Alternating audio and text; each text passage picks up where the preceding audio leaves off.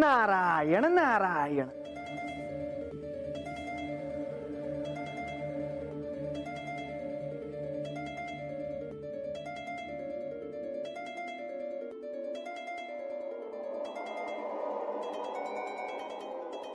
बळी, देवेंद्र, आज मी तुमच्याकडे एक अत्यंत महत्वाचा निर्णय घेऊन आलो आहे. बळी आणि देवेंद्र, तुमच्या संघर्षात अत्यंत अमूल्य असं अमृत समुद्रात पडलं आहे. तसंच श्री लक्ष्मी देवी गुप्त झाल्या आहे. आणि आता ह्यावर एकच उपाय आहे की तुम्ही दोघांनी आपल्या सेनेसह एकत्र यावं. पण प्रभू, समुद्र मंथन करायचे कसे त्याचा विचार करूया. हे प्रभू, या समुद्र मंथनातून काय लाभ होईल? अमृत बाहेर येईल आणि अमृत पुन्हा प्राप्त झालं तर मृत्यूवर सर्वांना विजय प्राप्त होईल. अमृत मिळणार असेल तर मी माझ्या दैत्य सेनेसोबत हे अमृत मंथन करायला तयार आहे. या समुद्र मंथनासाठी देवेंद्र त्यांच्या देवसेनेसह तयार राहतील हे मी आश्वस्त करतो.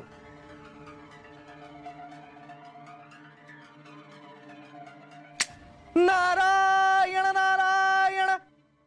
तुम्ही अमर व्हाल, अमर व्हाल, अमर व्हाल. हे श्री विष्णूंचे शब्द देव आणि दैत्यांच्या कानात जणू घुमत होते. आपण अमर होणार, मृत्यूवर विजय प्राप्त होणार, या नुसत्या कल्पनेनेच देव आणि दैत्यांना स्फुरण चढले होते. मुनिवर, पण अशा प्रकारे जर दैत्यांच्या हाती अमृत पडलं असतं तर अनर्थ झाला असता. होय देवी, हे सत्य आहेच. परंतु श्री महालक्ष्मींना या सृष्टीत आणण्यासाठी समुद्र मंथन होणे हे आवश्यक होते. आणि जर समुद्र मंथन झाले तर त्याबरोबर अमृत हे बाहेर येणारच होते. मग हा मार्ग का निवडला गेला मुनिवर? श्री महालक्ष्मी देवींना सृष्टीवर पुन्हा प्रकट करण्यासाठी दुसरा मार्गही निवडता आला असता. नारायण नारायण. प्रभू, आता श्री म्हाळसा देवींच्या या शंकेचे निरसन कसे करणार?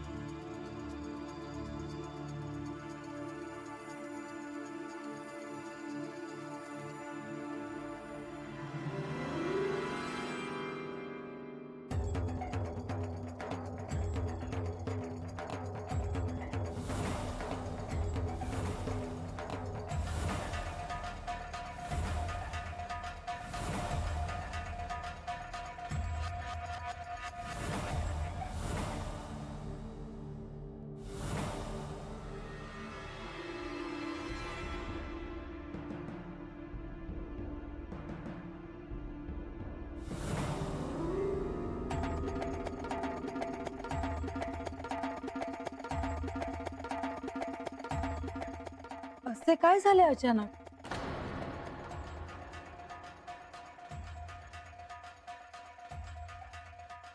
नारायण नारायण. आख्यानात मी असे सांगितले की लक्ष्मी देवी गुप्त झाल्या, परंतु इथेही असे घडावे हे अद्भुत आश्चर्य आहे. नारायण नारायण. पण याचा अर्थ काय? माझी आभूषण अशी अचानक गुप्त कशी झाली? माझा अगं माझीही आभूषण नाहीत. मी मला स्वतःला हवी तशी घडवून घेतली होती. अहो काहीतरी करा. नमस्कार महामाये, जगन्माते परात्परे, शंख चक्र गदा हस्ते, श्री लक्ष्मी माते नमोस्तुते. आदि नाही अंत नाही, आद्य शक्ती खरोखरी, विश्वाधारे विष्णुकांते, लक्ष्मी माते नमोस्तुते. सर्वव्यापी सर्वसाक्षी, शुद्ध सत्व स्वरूपिणी, सर्वज्ञे सिंधु संभूते, श्री लक्ष्मी माते नमोस्तुते.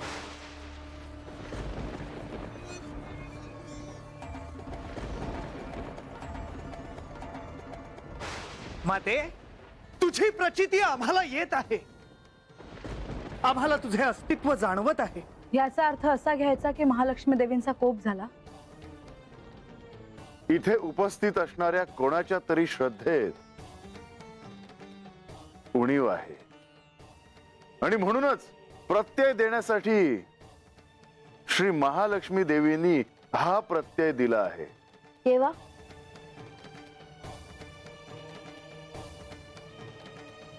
म्या लक्ष्मी देवींची प्रार्थना करू का जी? म्हणजे समद्यांचं दागिनं परत येतील. तिच्या सांगण्यावरून श्री लक्ष्मी देवी प्रसन्न होणार आहेत का? प्रार्थना करण्याचा अधिकार प्रत्येकाला आहे,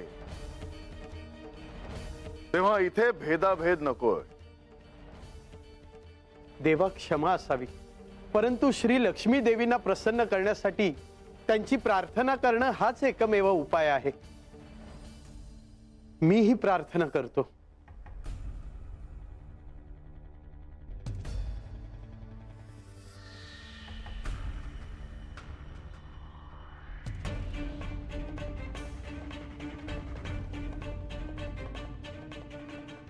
हे लक्ष्मी देवी, आमच्याकडनं काय बाय चूक झाली असेल तर आमची ही चूक पदरात घ्यावी जी.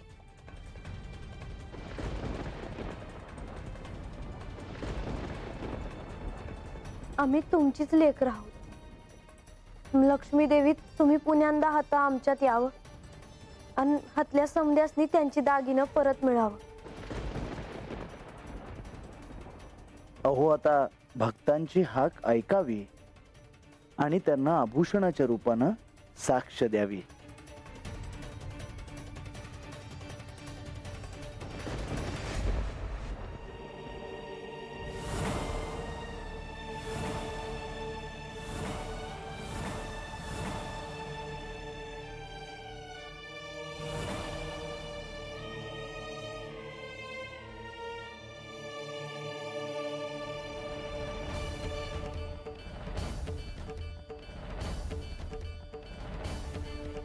बानू, तुझी प्रार्थना लक्ष्मी देवींपर्यंत पोहोचली. बानू, तुला माझा आशीर्वाद आहे. मुनिवर, आता आख्यान सुरू करावं. समुद्र मंथनाची ही कथा मल्हारी चरित्राशी कशी जोडली गेलेली आहे याचा प्रत्यय सर्वांना येणारच आहे. त्यामुळे सर्वांनीच म्हणा, सदानंद सदानंद सदानंद सदानंद सदानंद सदानंद. तर कथेत आपण कुठे होतो बानू, तुला सांगता येईल? जी, विष्णुदेवानी इंद्रदेव आणि बळीराजा यांच्यामध्ये समीट घडून आणला होता. अगदी योग्य आहे. नारायण नारायण. मुनिवर, पुढे काय घडणार आहे हे ऐकण्यात मला अधिक रस आहे. अगदी योग्य आहे माते. तर समुद्र मंथन करायचे, समुद्र मंथन करायचे तर ते कशाने करायचे हा प्रश्न होताच. आणि त्यावर त्रिमूर्तींनी मार्ग काढायचे ठरवले. नारायण नारायण. माधवा, असे शांत बसून कसे चालेल? श्री महालक्ष्मींना परत आणण्यासाठी काहीतरी मोठी योजना आखावीच लागेल. हो, एक वेळ अमृत नाही मिळाले तरी चालेल, पण श्री महालक्ष्मी देवींना पुन्हा आणावे लागेल. श्री लक्ष्मी देवी समुद्र देवांच्याच कन्या आहेत. त्या समुद्राच्या खोल तळाशी कुठेतरी असणार. जर त्यांना आणायचं असेल तर समुद्राचं असं मंथन करावं लागेल की समुद्र देवांना त्यांची कन्या पुन्हा स्वतःहून परत द्यावी लागेल. हो, पण पुढे कसे जावे? मी सृष्टीची निर्मिती केली, पण समुद्र मंथनासाठी काहीही निर्माण केलेले नाही. ब्रह्मदेव, तुम्हीच निर्माण करून ठेवले आहे. त्याचेच सहाय्य घ्यायचे आहे. कोणाचे नारायण? मेरू अर्थात मेरू पर्वत. 84,000 योजने एवढा उंच आहे मेरू पर्वत. सूर्य आणि सगळे ग्रहमंडळ त्याच्या भोवती फिरतात. मेरू पर्वताच्या सहाय्यानेच समुद्राचं मंथन करूया. मेरू पर्वतास असे महत्भाग्य लाभेल याची मला कल्पना नव्हती. मेरू पर्वताचे सहाय्य घेणे हे अत्यंत उत्तम आहे. माधवा, विलंब नको. ह्या कार्यासाठी मेरू पर्वताला सिद्ध करावं लागेल. पण यात मेरूला क्षती होऊ शकते. म्हणूनच त्याची अनुमती आवश्यक आहे. त्याला पण त्याग करायला सांगणे शक्य नाही. मी बोलेन त्याच्याशी. नारायण नारायण. माते, समुद्र मंथनाची कथा ऐकता आहात. हा एवढा विशाल समुद्र कशाने बरे घुसळला जाईल असे वाटते? ते मला कसे सांगता येणार?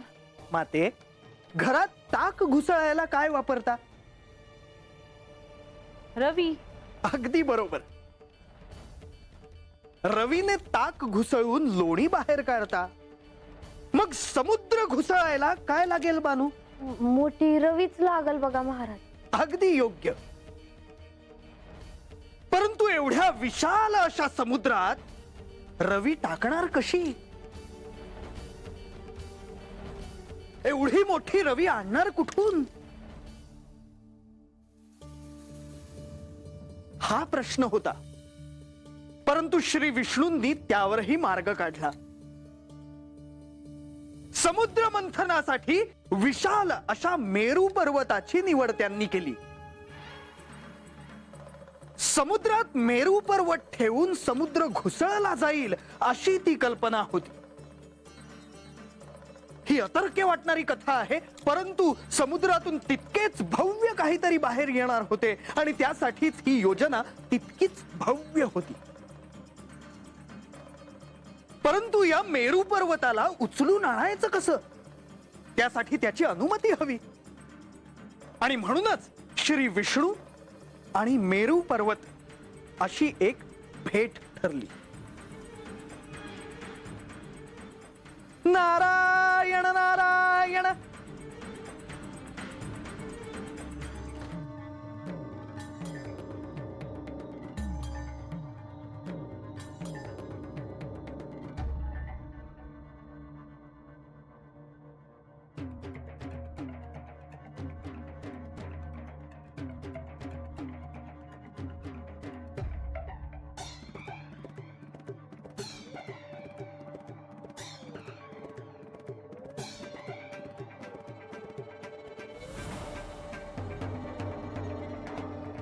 हे श्री विष्णू, आपण माझा या मेरू पर्वताचा प्रणाम स्वीकार करा.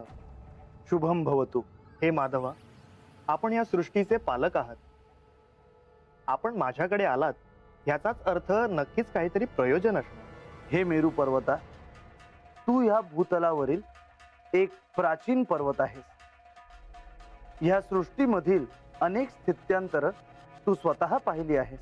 होय देवा, आपल्या कृपेमुळेच हे शक्य झालं आहे. परंतु आज ह्या सृष्टीवर मोठं संकट आलं आहे. मला वरुण देवांकडून कळालं. दुर्वास ऋषींनी दिलेल्या शापामुळे हे संकट ओढवलं आहे. आणि त्याच सगळ्या सृष्टीलाच आपलं अस्तित्व पणाला लावावं लागणार आहे. आणि त्यासाठीच मी तुझं सहाय्य मागायला आलो आहे.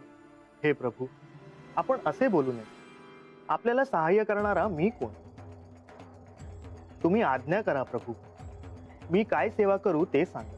सृष्टीला ह्या संकटातून पुन्हा पूर्ववत करण्यासाठी समुद्र मंथन करायचं आहे. आणि समुद्र घुसळण्यासाठी तुझं सहाय्य हवं आहे. आपली आज्ञा मला शिरसावंदी आहे प्रभू. तुम्ही म्हणाल तिथे मी येईन. हे कार्य सोपं नाही. देव आणि दैत्य यांना ह्यात आपलं अस्तित्व पणाला लावावं लागणार आहे. त्यामुळे काय होईल हे सांगता येणार नाही. तू स्वतः त्याचा विचार करावास. कारण हे तू करावंस अशी आज्ञा मी देत नाही, हे ध्यानात ठेव. तुझा निर्णय तुलाच घ्यायचा आहे. हे प्रभू, आपण जरीही आज्ञा नाही असे म्हणालात तरी आपला शब्द माझ्यासाठी अंतिम आहे. मी आपल्या शब्दाबाहेर नाही. नारायण नारायण अमृत सांडले श्री लक्ष्मी गेल्या समुद्र ऐसा विशाल तो हे त्यास कसे घुसळावे मेरू पर्वता विनवायासी श्री विष्णू उभे राहती.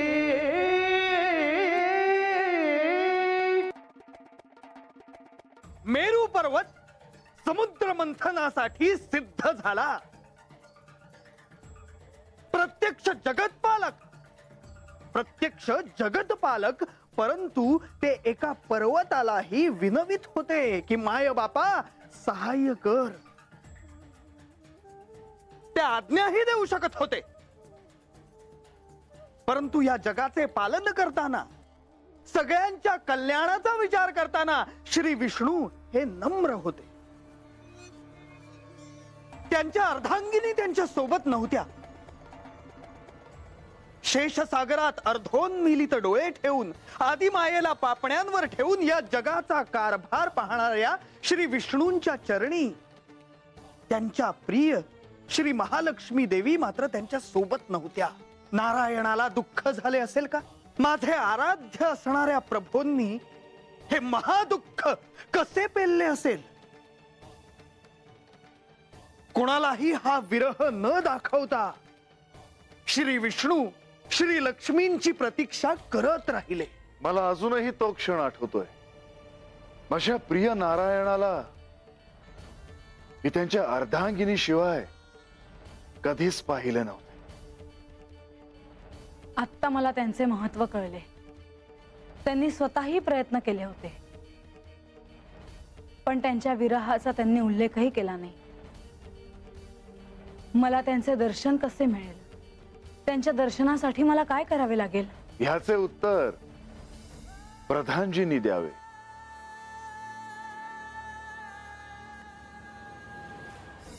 माझ्या प्रिय नारायणाला मी त्यांच्या अर्धांगिनी शिवाय कधीच पाहिले नव्हते. मला त्यांचे दर्शन कसे मिळेल? त्यांच्या दर्शनासाठी मला काय करावे लागेल? ह्याचे उत्तर प्रधानजींनी द्यावे, कारण ह्याविषयी त्यांनाच अधिक ठाऊक आहे. देवी, नारायण हा केवळ भक्तीचा भुकेला आहे. तुम्ही त्याचे स्मरण करताच तो तुमचेही स्मरण करतो. असे असेल तर मला ह्या क्षणी त्याचा प्रत्यय घ्यायचा आहे. परंतु देवी, आता आख्यान सुरू आहे आणि आपण स्मरण करण्याची काय आवश्यकता? नाही, मला या क्षणी त्यांचे दर्शन हवे आहे. असा हा हट्ट का? मग त्यांचे स्मरण केल्यावर त्यांचे दर्शन होते हे असत्य आहे. माधवा, आता तर हे धर्म संकट आहे, पण चेहरा न दाखवता म्हाळसेला दर्शन द्या. जशी आपली इच्छा देवा. म्हाळसाची इच्छा पूर्ण करावीच लागेल.